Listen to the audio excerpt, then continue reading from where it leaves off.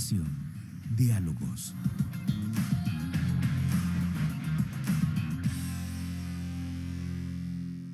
Este programa es para toda la familia. Puede contener escenas de sexo y violencia. Los menores deben estar en compañía de los padres o un adulto responsable. Contiene sistema closed caption. Este contenido fue financiado con recursos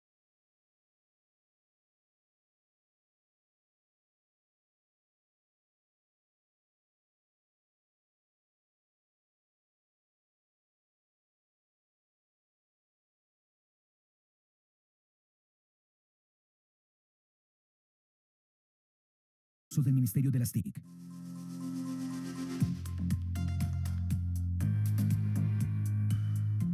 Bienvenidos, aquí comienza Diálogos, el espacio de Señal Colombia que les presenta los principales foros, debates y conferencias que se desarrollan en nuestro país. Hoy traemos para ustedes una interesante conversación con la participación de la senadora María José Pizarro, que se realizó durante el lanzamiento del libro Política para Indiferentes del politólogo y escritor Juan Carlos Monedero, un evento que busca dar continuidad al proceso de diálogo y formación de liderazgos sociales, políticos y comunitarios de la Escuela en Movimiento. Escuchemos. Bienvenidas, bienvenidos a la Escuela en Movimiento, el lanzamiento del libro de Juan Carlos Monedero, y nos acompaña María José Pizarro en esta oportunidad. Antes de que podamos ahí navegar en las palabras de Juan Carlos, pues decirles un poco cómo lo conocí. Yo salí de España justo en el año 2008 y estando aquí me encontré con un libro por casualidad que se llamaba Un curso de política urgente para gente decente. Y ese libro me cambió la vida porque además lo estaba leyendo cuando estaba tomando la decisión de entrar o no al Congreso de la República, es decir, de lanzarme o no a una carrera política cuando yo había hecho política, pero más evidentemente desde el activismo y desde el trabajo por la paz y la memoria. Esa lectura fue determinante, como estoy segura que cada una de las lecturas y de las conversaciones son determinantes con Juan Carlos, porque nos lanzan más o menos como meses adelante de nuestras propias reflexiones, nos ponen en la vanguardia y nos hacen romper lo que precisamente Juan Carlos enuncia en el libro, o es solo enunciado, por lo menos en lo que yo he alcanzado a leer, y es esa futurofobia, nos hace sentir menos o encontrar herramientas para sobrepasar, para ir más allá, para sobrellevar e inclusive para enfrentar una realidad que estamos viviendo todos. Tenemos que empezar a mirar el mañana de manera esperanzadora, ilusionada, empezar a recuperar sensaciones, emociones en el ejercicio de la política para poder superar ese sin futuro en el que nos quieren encajonar. Escuchando a María José recordaba que los fúcares, que eran los banqueros que financiaron a los reyes, una de las cosas que hicieron fue hacerse con la propiedad de los molinos y cobrar unos altísimos aranceles por moler trigo. De manera que los campesinos y la gente humilde estaba muy enfadada con los propietarios de los molinos porque les estaban haciendo la vida imposible para poder simplemente hacer pan. De manera que cuando Don Quijote la emprende contra el molino, en el fondo es un adelantado de la lucha contra la globalización neoliberal, ¿no? Porque está emprendiéndola no contra un gigante, sino que realmente es un molino de viento que funciona como un gigante en la medida en que dificulta la vida. Hablando de pan, de gigantes y de molinos, el libro empiezo planteando algo, y por eso me da mucha alegría estar aquí con María José, y es que pertenezco a una rama de la ciencia política que con el alemán Gunther Anders no entiende a los politólogos que fueran como panaderos que cocieran pan solamente para otros panaderos. Es un libro que, con cierta arrogancia, quiere colocarse en la estela de los grandes libros, y los grandes libros siempre son libros que invitan a la acción. En esa misma línea, ahora que estamos en una librería, una de las razones que me llevó a escribir este libro era que cuando entraba en las librerías, la zona que crecía y crecía y crecía era la de los libros de autoayuda. Y yo decía, es que la única autoayuda que funciona es la autoayuda colectiva, y la autoayuda colectiva se llama política. Por tanto, hacía falta escribir un libro de política con mayúsculas, un libro de política que rompiera con una trampa que nos están inoculando en todos nuestros países, y es que todos los políticos son iguales. No entiendo un libro de política que no nos dé respuesta concreta a lo que está pasando ahora mismo en Venezuela, a lo que está pasando aquí ahora mismo, que escucha esta mañana, que la democracia colombiana está en peligro y que solamente la puede salvar una revolución. No sirve de nada un libro que no me dé pistas para explicar qué demonios está pasando en Ucrania, qué está pasando en el genocidio en Gaza. Porque recuerden ustedes que la guerra en Irak no nos la retransmitieron. En cambio, el genocidio en Gaza nos lo están retransmitiendo delante de nuestras narices. ¿Por qué? Porque aquella la ocultaron y esta nos la muestran. ¿Qué está pasando? Hay un capítulo en el libro que explica por qué nos cuesta tanto gobernar a la izquierda. Hay una reflexión de fondo en el libro que nos interroga a todos los que estamos aquí. Ahora mismo es solamente la izquierda o la gente progresista la que está defendiendo la democracia liberal, mientras que la derecha la está pateando en todos lados, en todos lados. Llamamos democracia a lo que tenemos, que en realidad son gobiernos representativos. Democracia es lo que había en Grecia, donde cada uno de nosotros podía ir a la plaza pública, al ágora, y allí defender nuestros intereses con nuestra propia voz. Por supuesto los hombres, las mujeres no, los esclavos tampoco, los menores de 21 años tampoco, ¿no? Solamente los ciudadanos. Pero había un mensaje realmente ganado a las élites de que tú podías ir a la plaza pública y en nombre de la isegoría, de la igualdad en el ágora, de la igualdad en la plaza pública, podías defender tus propios intereses. Una cosa hermosa. La Constitución francesa, que es la que, junto con la Constitución norteamericana, se inventa, en vez de la democracia, los gobiernos representativos, dicen, son mejores los representantes que el pueblo defendiéndose a sí mismo en el ágora. Y empiezan a defender que ya no queremos nosotros representarnos a nosotros mismos, sino que queremos es simplemente autorizar a alguien para que mande. La reflexión de la burguesía francesa, la reflexión de la burguesía americana era: hay que nombrar representantes porque si no el pueblo se empodera. ¿Y saben qué meten en la Constitución francesa de 1791, la primera constitución después de la Revolución de 1789? Que el mandato no es imperativo, es decir, que nosotros como pueblo no podemos mandatar a un diputado, a un senador, sobre lo que tiene que hacer, y que no podemos revocarlo, sino que solamente 4 años después, si no nos gusta lo que ha hecho, no le volvemos a votar. En cambio, en la Constitución griega, tú podías revocar a cualquier cargo, cuando lo hiciera mal.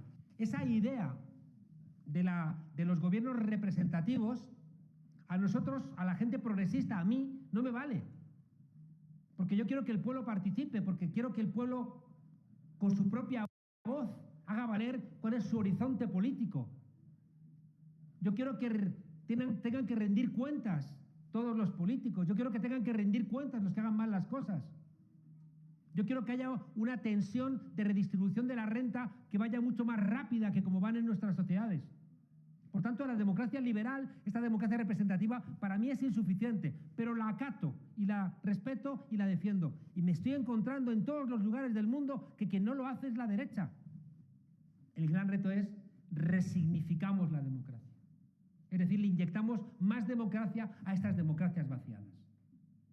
Pero para poderle inyectar democracia a estas democracias vaciadas, tenemos cuando menos, María José, 4 requisitos. Primero, tenemos que renovar el Poder Judicial. Lo ha hecho López Obrador en México, porque sabe que es que si no, la democracia no va a ningún lado, porque los jueces es el último valladar de las viejas democracias corruptas para frenar a las nuevas democracias. Hay un segundo problema, que son los medios de comunicación. Y fíjense ustedes que los 2 puntales de las democracias representativas eran la división de poderes desde Montesquieu y la opinión pública, creada a través de medios de comunicación libres, objetivos, veraces, fiables. Necesitamos, para recuperar la democracia, salir del nacionalismo estrecho y recuperar el internacionalismo. Colombia no va a solventar sus problemas al margen de la suerte de las democracias de la región.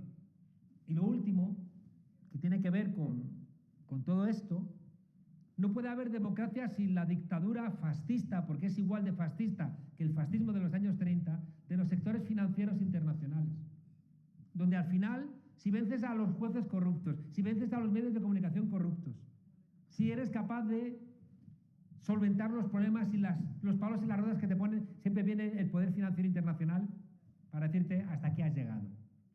Y por tanto necesitamos, ya digo, primero buenos diagnósticos, necesitamos coraje y necesitamos también atender a los modelos que funcionan. Estás viendo Diálogos.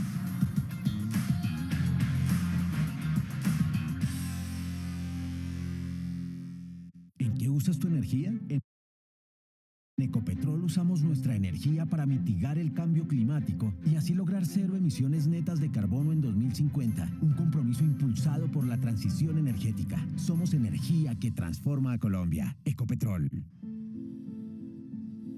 Mi trabajo consiste en vender lápidas, mármol, lavamanos, todo lo relacionado con estos materiales. Aquí vivimos de los muertos. Hay gente que viene más triste que otra, unos que lloran, otros que... ¿así? Pero ya uno se acostumbra a ese ritmo del trabajo. La piedra para nosotros es la vida, porque eso es lo que nos ha dado de comer, de vivir. Pues artesanos hay muchos, en cuanto a la madera, el barro. Nosotros, los que somos de la vieja escuela, como se dice, todavía somos de pique y pala, como dicen por ahí. Nosotros aquí todavía cincelito y martillito.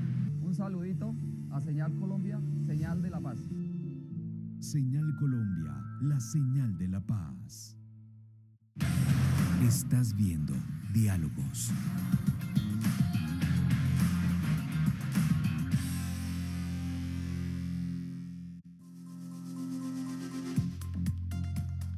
Seguimos en Diálogos, un espacio para la democratización del conocimiento. Continuamos en el lanzamiento del libro Política para Indiferentes, que nos invita a reflexionar sobre la responsabilidad ciudadana, abordando la política desde una perspectiva crítica y sencilla para entender su importancia en la vida cotidiana y cómo afecta a todas las personas, incluso aquellas que dicen no interesarse por ella. Veamos. Juan Carlos habla de la democracia y ahí nos plantea una gran pregunta. ¿Cuál es la democracia que nosotros queremos?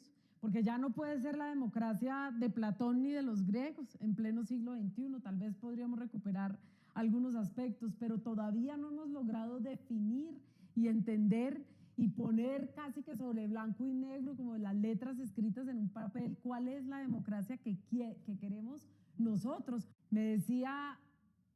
por ejemplo, en un debate, María Fernanda Cabal, es que ustedes todo lo quieren romper, todo lo quieren acabar con la justicia, quieren fragmentarlo absolutamente todo, y yo le decía que tenía una visión absolutamente equivocada de lo que nosotros buscábamos, porque nosotros, al contrario, buscamos una sociedad de iguales, no queremos una sociedad, y no le quise nombrar las clases, pero no queremos la sociedad en la forma en la que ellos nos la han impuesto.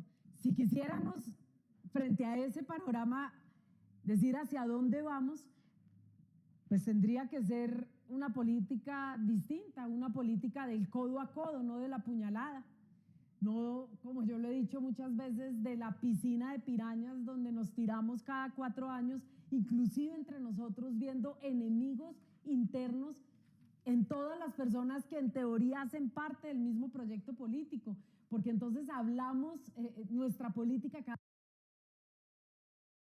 vez es menos coherente, porque entonces no estamos ejerciendo una política solidaria, una política colectiva, una política del codo a codo, una política coherente, sino que al interior actuamos como hacia donde quieren que se dirija nuestra propia sociedad, y nos quieren robar la alegría. Todos los días nos quieren robar la alegría. Si nos quitan la alegría, nos quitan todo. Ya no somos capaces de ser felices, y si no somos capaces de ser felices, ya no vale la pena estar vivos. Y entonces esta sociedad es una sociedad de muertos vivientes y no de personas que están construyendo y que se sienten dueños de su futuro y de su mañana. Fíjense ustedes que en Europa, que hace apenas 12 años, 13 años, no se permitió en los Países Bajos formar gobierno a pi fortuny porque era de un partido fascista, hoy eso se ha olvidado. Hoy Europa te permite que seas fascista si respetas a la OTAN. que es uno de los elementos que también he intentado meter en el libro, la geopolítica. Hay una cosa que es una pelea que llevo teniendo académicamente desde hace mucho tiempo con todos los medidores de calidad democrática, porque nunca meten las dificultades que los países poderosos te inyectan en tu país para que no puedas desarrollar la democracia.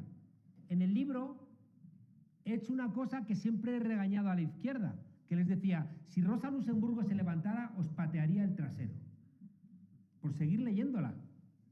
Y Rosa Luxemburgo decía, dejad de leerme, leed inteligencia artificial, pendejos, que os están haciendo trampas a través de la inteligencia artificial, a través de las redes sociales. ¿Qué hacéis leyendo? Está bien que me leáis, y es verdad que hay cosas muy importantes, pero tenéis que actualizaros. Y en el libro, claro, analizo lo que pasó con Cambridge Analytics, lo que pasó cuando le empezamos a regalar nuestros datos a unos sectores que después los han vendido para mandar los mensajes particularizados y ganar las elecciones. Y nosotros preocupados en encontrar espacios en televisión cuando están ganando las elecciones en WhatsApp, están ganando las elecciones en TikTok, en Instagram, Facebook y demás. Y tenía razón también María José cuando plantea que es que nos han robado nuestra cotidianidad. Se meten en nuestra vida y nos lo roban a menudo mercantilizando las cosas. ¿Qué hay hoy en día que no sea una mercancía? Es una mercancía estudiar, el ocio, aprender, vestir, comer, habitar. Todo se convierte en una mercancía. Y cuando las cosas se mercantilizan, nuestra relación con las cosas es posesiva y nos va individualizando y vamos siendo empresarios de nosotros mismos, como decía un francés, Michel Foucault. Es decir, que vamos haciéndonos empresarios de nosotros mismos y vamos leyendo el mundo desde la perspectiva como si fuéramos empresarios. Y estudiamos para... Le preguntaba ya a mis alumnos, María José, este año, de un doble grado, que por qué hace un doble grado, porque es más esfuerzo. Y salvo 2 chicas maravillosas que dijeron que estaban estudiando un doble grado para cambiar el mundo, todos los demás dijeron, estamos haciendo un doble grado para ganar más plata. Y dices, tienes 20 años y ya tu única obsesión ya es ganar plata. Las redes nos están olvidando, nos están haciendo olvidar que cuando nos tocamos, cuando nos vemos ahora como nos estamos viendo aquí, sin darnos cuenta, se activan las zonas del cerebro neuronales que tienen que ver con la empatía. Cosa que no se activan si nos están viendo a través de YouTube o de donde sea. Aquí se nos están activando las redes. Aquí estamos empatizando. Aquí estamos queriéndonos un poquito. Aquí estamos respetándonos un poquito. Mientras que las horas que estamos dedicando a las redes sociales son horas al margen de la empatía. Por eso, a través de las redes se puede estimular el odio, pero no se puede estimular el amor. A través de las redes, conocen ustedes la cantidad de casos donde se envenena a la gente y van en el Pizzagate, o los tipos que asesinan a gente en Nueva Zelanda, que se mete en 2 sinagogas grabando en directo en un Facebook Live o en un TikTok Live, cómo está matando a 50 personas. Qué locura, ¿no? Qué rapto de la humanidad. Hay una cosa que planteo en el libro de soluciones al final, les voy a hacer spoiler, y que tiene que ver con la práctica de la reinvención de la política que yo he visto en América Latina. Y he visto en algunos lugares de Asia, por ejemplo, en India, en Kerala, uno de los estados, siempre muy creativo a la hora de reinventar fórmulas democráticas. Pero fíjense ustedes que con el cambio de siglo se reinventa la política en América Latina. Y, por ejemplo, todos ustedes inventan nuevos partidos. Existen todavía los viejos, pero están flojitos. Y todos los líderes en Venezuela, en Ecuador, hasta en Argentina, el peronismo se tiene que reinventar con los Kirchner. ¿Por qué? Porque hay una conciencia de que lo viejo ya no está dando respuestas a las nuevas realidades y hay que inventar nuevas fórmulas.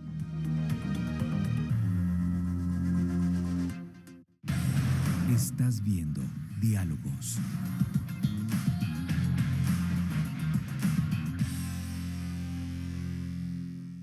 ¿En qué usas tu energía?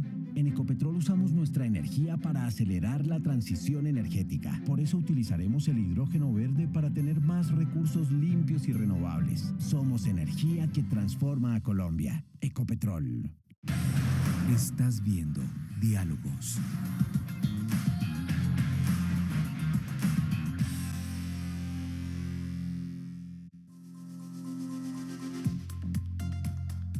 Continuamos en Diálogos, un espacio para el análisis y la reflexión. Escucharemos ahora las reflexiones finales en este conversatorio organizado por la Escuela en Movimiento y la Corporación Nuevo Abril en colaboración con la Asociación para la Participación y el Desarrollo ASODA, que nos cuestiona y nos invita a participar activamente en la vida política, ya que las decisiones políticas influyen en la realidad social de todos. Escuchemos. Pues yo les advertí al principio que íbamos a navegar en el pensamiento de Juan Carlos, que es como una cascada, parece una ebullición y se atropellan las palabras de todo lo que hay dentro y nos pone a todos a soñar. Eso es lo que tenemos que hacer, recuperar la capacidad de soñar. Y él planteaba cuál es nuestra, y bueno, yo me quedo con la pregunta, yo creo que todas y todos nos tenemos que quedar con la pregunta, ¿cuál es nuestra revolución? ¿Qué es ser revolucionario hoy? Que es la pregunta que a veces nos hacemos todos, ¿no? Si es la lucha armada, lo planteaba Juan Carlos, ese ya no es nuestro camino. A nosotros nos dicen, hay que morirnos por lo que uno cree, y uno dice, uy, no sé. Yo estoy dispuesta a morirme por lo que yo creo, pero yo no me quiero morir por lo que yo creo. Al contrario, yo quiero vivir. Entonces lo verdaderamente revolucionario es eso, la vida. El derecho a vivir, el derecho a amar. Y uno de los elementos que la hace distinta, más allá de nuestro temperamento, idiosincrasia, de lo que somos, de lo que intentamos construir, es que por lo menos intentamos hacer una política en la calle, afuera, con la gente. Yo creo que en América Latina tenemos una doble responsabilidad, ya que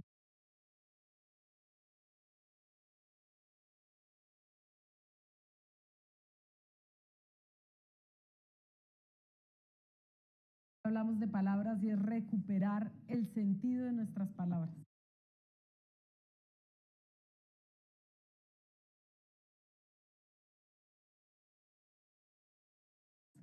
Las palabras que nos robaron, porque con esas también podemos cambiar el mundo. Dos cosas. La primera es lo que cuento en el libro de la historia de Espartaco. Espartaco es un hijo y nieto de esclavos que lidera el primer levantamiento contra el ejército más poderoso del mundo, que era el romano en aquel momento. ¿Y por qué se levanta Espartaco? Yo lo utilizo para lo que llamo la regla de la transformación. Espartaco estaba en la mina, le daban latigazos, le dolía, pero él era hijo y nieto de esclavos y era su horizonte. Pero se ponen de moda en Roma las peleas de gladiadores y entonces le miran la dentadura, le miran el torso, dicen este vale, y se lo llevan a la escuela de gladiadores de Lentulus. Allí le alimentan mejor, enseñan a pelear con la espada para que pueda dar un buen espectáculo. El problema es que llega también a la escuela de gladiadores Craso, que era un galo que se había levantado y en vez de crucificarlo lo mandaron a galeras, bajo una ley que decía que nunca podía haber salido de galeras. Pero como se ponen de moda las peleas de gladiadores con una alta siniestralidad laboral, pues resulta que lo sacan de galeras y lo llevan a la escuela de gladiadores. Y entonces allí le hace saber a Espartaco que él una vez se había levantado y había sido libre. Y habían derrotado a los soldados. Y habían mandado más soldados y los habían derrotado. Y había venido una legión de Roma y la habían derrotado. Y Espartaco nervioso, ¿y qué hiciste? Durante 3 meses vivimos en comuna, libres, donde todo era de todo. Común viene de comunis, que es lo contrario de inmunis. Común es lo que te afecta, inmunis es lo que no te afecta. Y de repente a Espartaco el látigo le empieza a saber diferente desde ese día. El dolor se convierte en saber, doler saber. Y Espartaco, cuando sabe cuál es el origen del látigo, y lo sabe porque piensa que puede no haber látigo, empieza a darle vueltas a querer acabar con el látigo. doler, saber, querer. Y él quiere acabar con el látigo. Y se da cuenta que solo no puede. Y reúne a la hora de comer a los gladiadores y les dice: mirad a vuestro alrededor, decidme una sola cosa que sea vuestra, nada es nuestro. Mirad a vuestro alrededor, decidme si algo no lo habéis construido vosotros, todo lo hemos construido nosotros. Pues si todo lo hemos construido nosotros y nada nos pertenece, en la revuelta no tenemos nada más que perder que las cadenas. Y de repente conciencia a los demás esclavos y doler, saber, querer, y entonces ya pueden y empiezan a imaginar la transformación. Y cuando están dispuestos, Espartaco le dice: ¿sois un pueblo? Sí. ¿Estáis conmigo? Sí. Y se levantan contra los soldados y empieza el levantamiento. Doler, saber, querer, poder y hacer. Si no te duele, amigas y amigos, no transformas. Si no te duele, no transformas. Y para que te duelan las cosas, como bien planteabas, tienes que tener la posibilidad de que las palabras te ayuden a entender el mundo, no al revés, que te lo oculten. ¿Saben ustedes que hubo un pastor protestante que al principio apoyó a Hitler, pero que cuando se dio cuenta de la locura del fascismo, se enfrentó y terminó en un campo de concentración? Y al terminar la guerra mundial le preguntaron: ¿y por qué cree usted que llegaron los nazis? Y él dice: primero se llevaron a los comunistas, como yo no era comunista no dije nada, luego vinieron a por los judíos y como yo no era judío no protesté, luego se llevaron a los homosexuales, como yo no era homosexual no dije nada, luego conocen ustedes la historia. Hay gente que lo conoce como un supuesto poema de Bertolt Brecht, pero no es un poema de Bertolt Brecht, es de este pastor protestante. El otro día publicaba yo una cosa que llamé Variaciones sobre una reflexión de Martin Niemöller sobre el nazismo. ¿Por qué? Porque todo lo que nos pasa viene de más lejos.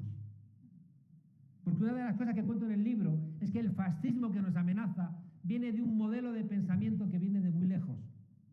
Y que es lo que explica por qué también hay fascistas aquí, en Colombia. Y dice así: cuando las autoridades eclesiales vinieron a llevarse a las mujeres desobedientes para quemarlas, acusándolas de brujas, no dije nada, ya que soy un hombre y además soy profundamente religioso. Cuando los hombres blancos mandaron con la espada y la cruz a los indígenas a las minas y a las plantaciones, yo callé, porque no soy indígena y nunca rechacé el dulzor del azúcar ni desprecié el brillo del oro. Cuando los hombres blancos robaron a los hombres negros de África para esclavizarlos y sustituir a los indígenas muertos por el trabajo, las enfermedades y los castigos, no dije nada porque no soy negro y ellos además son felices con nada.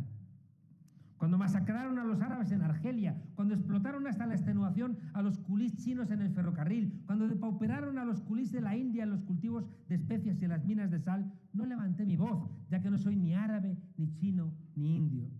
Cuando los nazis construyeron en Alemania campos de concentración para encerrar a gente como los que habían levantado en Namibia, yo callé porque no entiendo de arquitectura ni nunca supe lo que se hacía en otros continentes. Cuando los nazis vinieron a llevarse a los comunistas, guardé silencio, ya que nunca fui comunista. Cuando encarcelaron a los socialdemócratas, guardé silencio, nunca tuve que ver con los socialdemócratas. Cuando vinieron a buscar a los sindicalistas, no protesté, ya que no era sindicalista, ni participé en huelgas, ni en manifestaciones laborales. Cuando vinieron a llevarse a los judíos, no dije nada y miré para otro lado, ya que no era judío y pensé, algo habrán hecho. Los judíos habían crucificado a Jesucristo, tenían mucho éxito en los negocios, destacaban.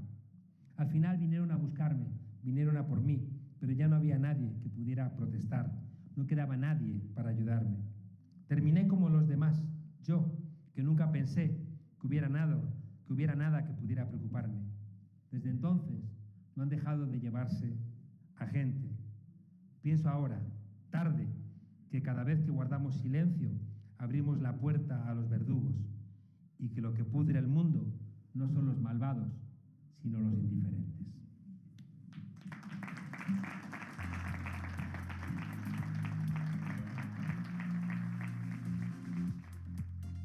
Llegamos al final de este capítulo de Diálogos. No se pierdan nuestra próxima emisión para ver los principales foros, seminarios y eventos académicos que se desarrollan en nuestro país. No olviden que pueden ver este y otros contenidos en nuestro canal de YouTube. Hasta pronto.